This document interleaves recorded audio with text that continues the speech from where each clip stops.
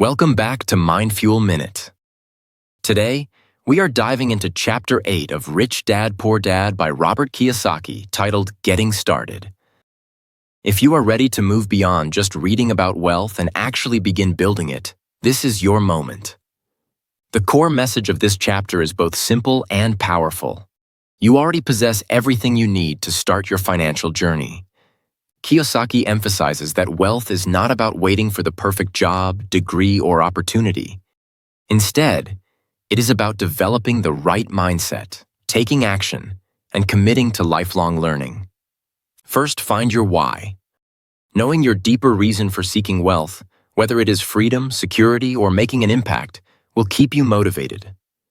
Next, feed your mind by reading, listening, and learning from mentors.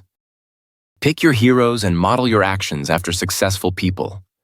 Most importantly, start small, but start now. Perfection is not required. Momentum is built by taking that first step. Write down your why for wanting financial freedom. Choose one small action to take today, like reading 10 pages of a finance book. Identify a financial role model and study their habits. Commit to learning one new financial skill this month.